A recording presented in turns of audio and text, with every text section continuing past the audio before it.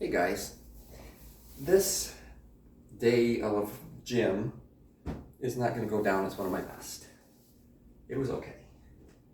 I didn't do exactly what I wanted to do, which I'm going to be okay. I swear it. Oh, I want to talk about, though, just a plethora of guys that are like not from anywhere near me that are like all up in my DMs trying to tell me how they're my guy. And it's really odd because it's it's it's interesting that you guys get to see all the inside workings of my me. And but when I go out, nobody sees it. And then here I am getting all these guys from Twitter, Instagram, Facebook. Facebook. I don't even go on Facebook except to steal memes for Twitter. And it's like, what the hell?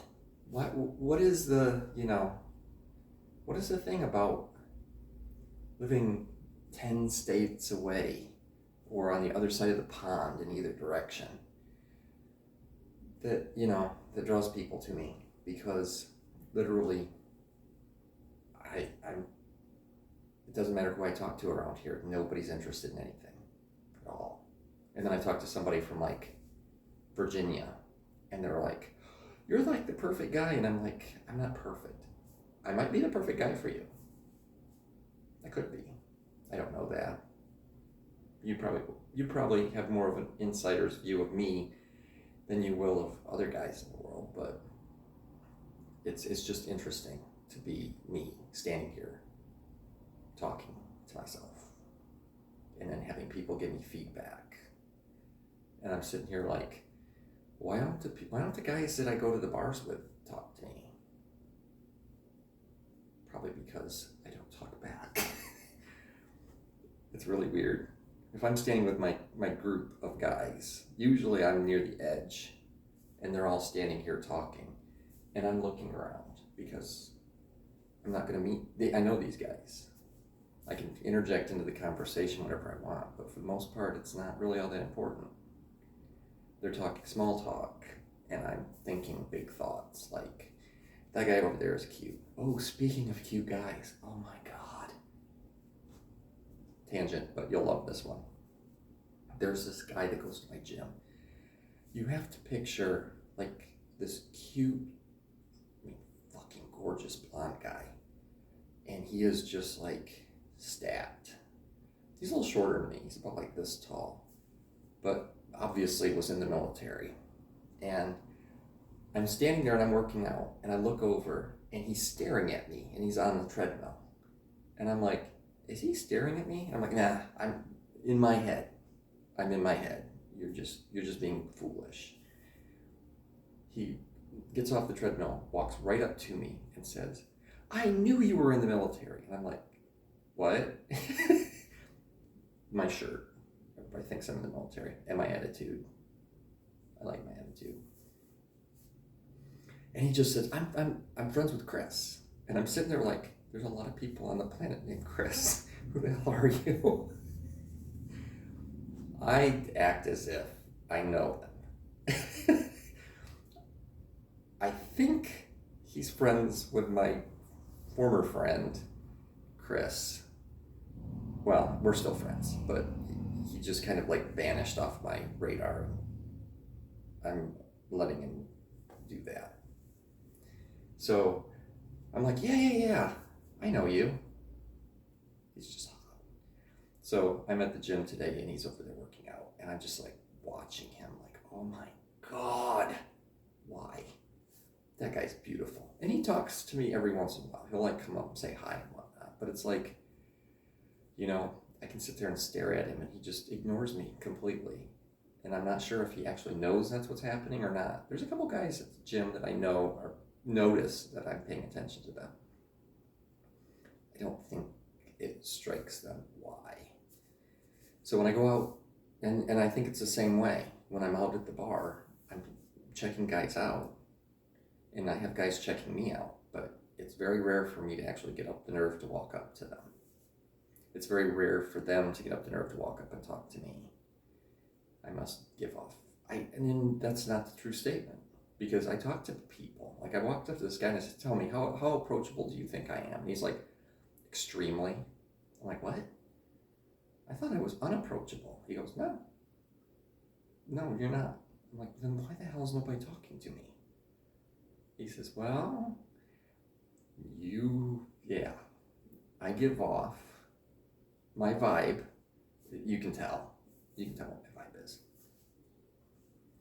In my mind, what I'm giving off is like very safe, very calming, very like I'm in charge.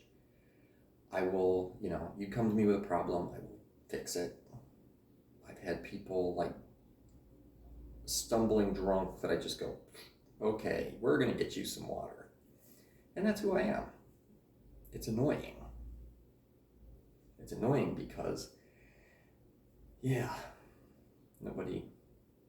I'm just, either I'm too safe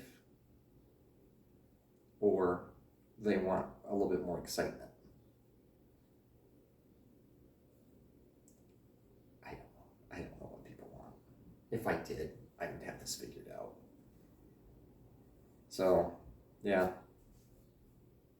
The guy that does all the research and tries to figure out how to make things work. I've done as much research as I can on how to date, and it doesn't work. I'm to the point where I don't care.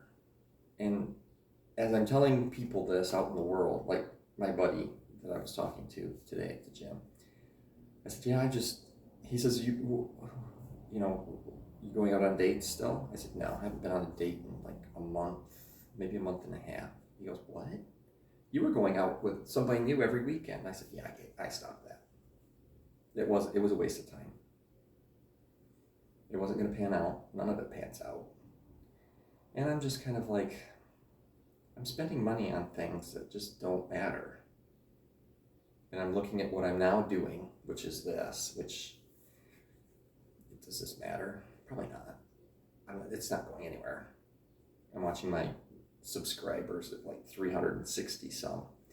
And I'm like, there's a lot of you out there that are listening, and I appreciate you. I really do. I don't know what you're thinking while you're listening to this, except I'm standing here rubbing my belly with a little bit of fat that's bothering me. Hide it. There we go.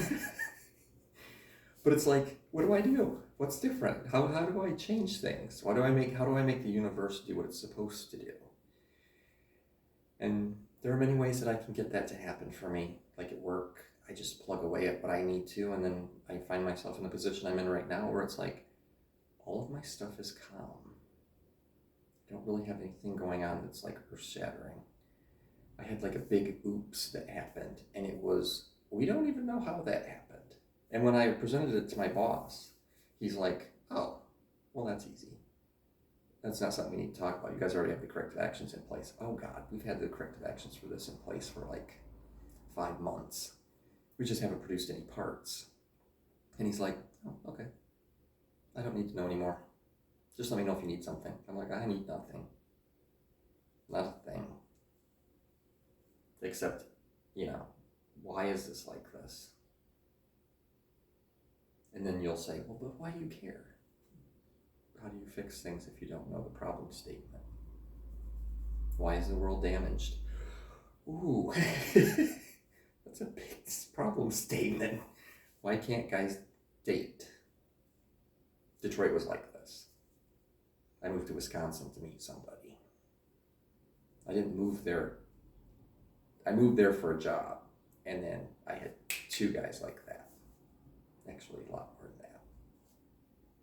It was very weird. There was 3 hotties that were hot on me, and it was pretty cool. And I picked my ex-husband. I don't know. Was that a good pick? It was good till it wasn't.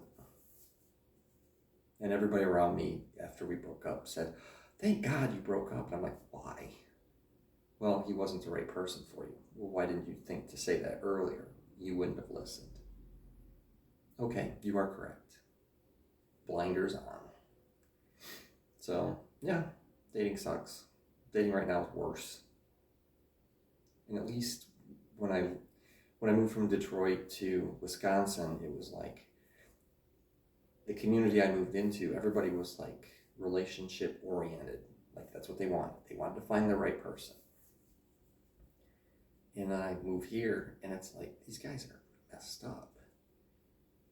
It's just there's not a lot of that. There's not a lot of like I want to find somebody. Everybody's in like some polyamorous, open what else do I want to call it? Their relationships are just messed up. Like married to a woman and then getting the D on the side. And I'm like, that doesn't make sense. Why would you do that? You don't want somebody, one guy in your life, and they're like, why would I just want one? And I'm like, because it's very difficult to figure each and every person out. And I would sit there and try to figure each and every person out, and then I would have to I'd have to start over again, which I'm doing now. Well, was doing prior. But yeah, it's just messed up, and I'm not really happy with it, and I don't really know how to fix it, and I don't really know what I want to do with it. And then everybody I talk to is like, Utah guy's cute, or Arizona guy was nice, Virginia guy is nice, but too far away, I would never find a job. I mean, I could, and then when I sit and list off my excuses, I'm like, are they excuses or what? The guy in Arizona, I'm like, dude, I could find a job in Arizona like that. There's a lot of automotive in Arizona, apparently. But no. He flaked out because he realized that I actually could create that world where I found a job and moved out there to be with him. And he didn't know how to handle that. And his lifestyle is so nomadic that for him to have to be with somebody that's settled and doing a job was not what he was looking for. I'm not sure what he's doing. I literally, when we split, deleted him off my everything. I've stopped doing that. I keep them, kind of like souvenirs, or, like in the Korean War, the Turkish soldiers would keep an ear from each of their enemies on a string around their neck. This is a true statement. It's disgusting, but it's true. And you know what? I keep them so that they remind me that I do not have to tolerate such BS. And that makes me feel a little better. I don't know if this, what all this was about, but I needed to get it off my chest. I love you guys. I love you, dude. Thank you.